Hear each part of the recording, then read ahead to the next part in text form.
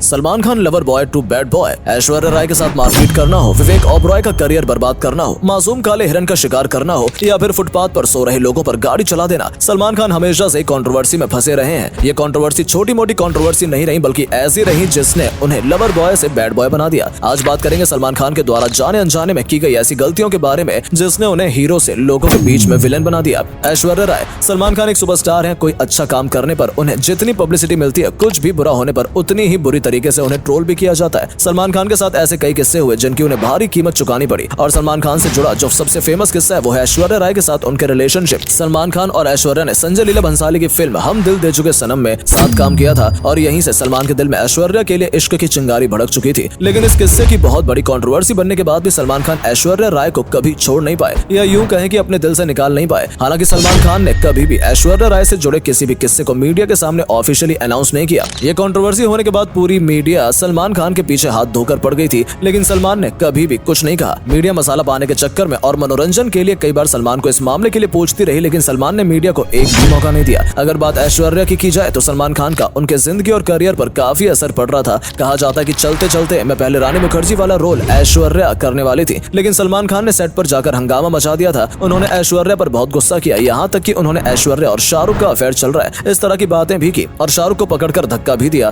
जिसकी वजह से बाद में ऐश्वर्या को निकालकर इस फिल्म में रानी मुखर्जी को कास्ट किया गया। ऐश्वर्या ने एक बार बताया था कि उनके चुप रहने का सलमान और उनकी फैमिली और फ्रेंड्स ने काफी फायदा उठाया और उनकी फैमिली की डिग्निटी और रिस्पेक्ट पर कई उंगलियां उठाई गई। इसके बाद ऐश्वर्या ने एक प्रेस कॉन्फ्रेंस में ऑफिशियली ये कहा कि आज के बाद वो सलमान के साथ कभी काम नहीं करेंगी। सलमान खान उनकी जिंदगी में एक बुरे सपने की तरह थे और वो सपना अब खत्म हो चुका है। सलमान ने भी एक बार कहा था कि हमारे बीच प्रॉब्लम जरूर हुई थी, लेकिन उससे मीडिया में बड़ा चढ़ाकर दिखाया गया और अगर आप अपने प्यार के लिए लड़ नहीं सकते इसका मतलब है कि आपने कभी प्यार किया ही नहीं। लेकिन जब सलमान को पता चला कि ऐश्वर्या का अफेयर विवेक ओबरॉय के साथ चल रहा है तो उन्होंने वैसा ही बिहेव किया जैसा कि ऐश्वर्या बताया करती थी। विवेक ने खुद ये बात कबूल की थी कि सलमान ने उन्हें कॉल करके गंदी गंदी गालियां दी और मारने की धमकी भी दी। इसके बाद विवेक ने भी स्टेप लिया और प्रेस कॉन्फ्रेंस करके सारी बातें मीडिया के सामने रख दी। लेकिन इस बात का सलमान पर तो कुछ असर नहीं हुआ, उल्टा विवेक को इंडस्ट्री में काम मिलना बंद हो गया और लोगों ने उन्हें काम देने से मना कर दिया। Hit and run case, Salman के प्यार से जुड़ी कंट्रोवर्सी खत्म होने वाली थी कि सलमान खान 2002 में एक दूसरे मुसीबत में फंस गए। 27 सितंबर 2002 को सलमान अपने दोस्त कमाल खान के साथ रात में गाड़ी से निकले। उन दोनों के अलावा गाड़ी में सलमान के बॉडीगार्ड और कांस्टेबल पाटिल भी थे। रात के लगभग 2:30 बजे के आसपास सलमान की गाड़ी बेकाबू हो गई और एक बेकरी से जा टकराई। बेकरी के बाहर 5 लोग सो रहे थे, जिसमें से एक की उसी टाइम मौत हो गई और 4 लोग गंभीर घायल हो गए। जो कांस्टेबल उनके साथ था उसने भीड़ को शांत किया और पुलिस स्टेशन पहुंचकर रिपोर्ट लिखवाई, लेकिन सलमान और कमाल वहां से भाग गए थे। कांस्टेबल पाटिल ने भी यही बयान दिया था। सलमान खान का जब ब्लड सैंपल लिया गया उसमें जरूरत से ज्यादा अल्कोहल कंज्यूम करना पाया गया और सलमान खान को हिट एंड रन केस के सिलसिले में अरेस्ट कर लिया गया। हालांकि उन्हें जल्दी बेल भी मिल गई, लेकिन इस मामले में बहुत तूल पकड़ ली गई। इस मामले में सबकी तरफ से अलग अलग बयान दिए गए और सलमान खान के बयान तो इन सालों में बदलते रहे। इस हादसे के बाद सलमान खान की इमेज पूरी तरह से क्रिमिनल वाली बन गई थी। रूट सलमान, मीडिया उनसे जुड़े हर मामले को ज्यादा उछाल रही थी। सलमान खान भी इस बात से परेशान हो चुके थे। सलमान खान कभी भी मीडिया या फ्रेंड्स के साथ हम्बल नजर नहीं आए हैं। उन्हें हमेशा मीडिया के साथ तू मैं करते देखा गया। यही वजह है कि बॉलीवुड में आए न्यू कमर्स को सलमान खान से बहुत सोच समझकर बात करनी पड़ती है, क्योंकि उन्हें भी लगता है कि कहीं उनका हाल विवेक ओबरॉय जैसा ना हो। 2014 में अवार्ड फंक्शन के दौरान ऐसा ही हुआ। जब विनर के अनाउंसमेंट होने के बाद विनर 5 मिनट बाद स्टेज पर नहीं आया, तब सलमान ने उसके कपड़ों और पर्सनैलिटी को जज करते हुए कहा, आप वो विनर। और वो विनर थे सुपरस्टार सिंगर अरिजीत सिंह। अरिजीत के स्टेज पर लेट आने की वजह से सलमान ने अरिजीत से कहा कि लगता है आप सो गए थे, जिसके जवाब में अरिजीत सिंह ने कहा कि आप लोगों की बातों ने सुला दिया था। ये बात सलमान खान के ईगो पर लग गई। उसके बाद अरिजीत सिंह ने पर्सनली और प्रोफेशनली भी सलमान खान से माफी मांगी। सलमान खान ने सभी को यह दिखाया कि उन्होंने अरिजीत को माफ कर दिया है, लेकिन उन्होंने अरिजीत को उनकी फिल्म किक से निकाल दिया।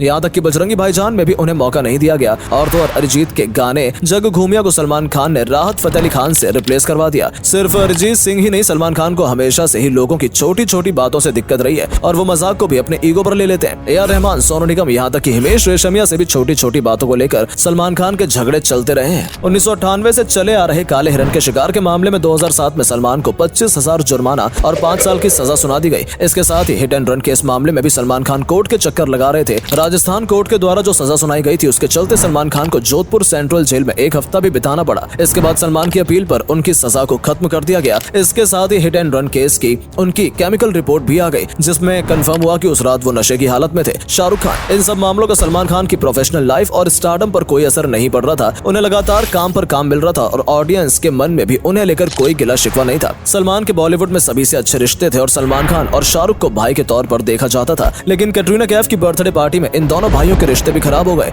पार्टी में मजाक मस्ती में काफी बातें हुई, लेकिन जब बात ऐश्वर्या पर आई तो सलमान ने अपना आपा खो दिया। इसके बाद शाहरुख और सलमान के बीच काफी बड़ी लड़ाई हो गई। इस लड़ाई को शांत करने के लिए कैटरीना और गौरी दोनों को बीच बचाव करना पड़ा। इस लड़की के बाद जब दोनों स्टार बाहर निकले तो उन्होंने मीडिया को भी इग्नोर किया और दोनों के रिश्ते यहीं से खराब होने लगे। अब पार्टी में अंदर क्या हुआ था इस बारे में किसी ने बात नहीं की और आज तक भी ये राज बना रहा है। लेकिन शाहरुख और सलमान के रिश्ते जिस तरह से खराब हुए वो ज्यादा दिन तक मीडिया से छुपे नहीं रहे। हालांकि अब जाकर दोनों के बीच रिश्ते ठीक हो चुके हैं और दोनों साथ में कई जगह भी नजर आते हैं। याकूब मेनन 1993 में मुंबई में हुए बम ब्लास्ट के मुख्य मुजरिम याकूब मेनन के सपोर्ट में ट्वीट करने के बाद भी सलमान खान को काफी गुस्सा झेलना पड़ा था। जब याकूब को फांसी की सजा सुनाई गई तब उसके सपोर्ट में सलमान खान ने एक ट्वीट किया, जिसके बाद लोगों का गुस्सा यहाँ तक बढ़ गया कि उन्होंने सलमान खान के घर के सामने जाकर भी प्रोटेस्ट किया। सलमान खान के पुतले जलाए गए और उनके खिलाफ नारेबाजी भी की गई। ऐसा सब होने के बाद सलमान खान को अपने ट्वीट डिलीट करना पड़ा और उन्होंने बस सबसे माफी भी मांगी। सुल्तान, ये सब कुछ चल ही रहा था तभी 2016 में उनकी एक नई स्टेटमेंट कंट्रोवर्सी में फंस गई। 2016 में सलमान खान की फिल्म सुल्तान आई थी, जिसमें सलमान खान ने एक रेसलर की भूमिका निभाई थी। फिल्म के प्रमोशन के दौरान जब सलमान खान से सवाल किया गया तो सलमान ने एक ऐसा स्टेटमेंट दिया जिसके बाद पूरे इंडिया में उनके खिलाफ जगह जगह पर प्रोटेस्ट किया जाने लगा। सलमान खान ने कहा कि इस मूवी के लिए जब मैं रिंग में जाने के लिए मेहनत करता था तो मेरी बॉडी में किसी बलात्कार से पीड़ित महिला की तरह दर्द होता था। उसके स्टेटमेंट के बाद कई जगह उनके खिलाफ नारेबाजी की गई और उनका ये स्टेटमेंट वापस लेने की धमकियां दी गई। सलमान खान ने मीडिया में हमेशा से ही इनअप्रोप्रिएट और इनसेंसिबल स्टेटमेंट दिए हैं और अपनी इन्हीं गलतियों की वजह से वो हमेशा कंट्रोवर्सी में फंसे रहे हैं और यही वजह है कि अब सलमान खान ने मीडिया से दूरी बना ली है। अब ना उन्हें मीडिया से इंटरेक्शन में कोई दिलचस्पी रही है, ना ही इंटरव्यू देने में।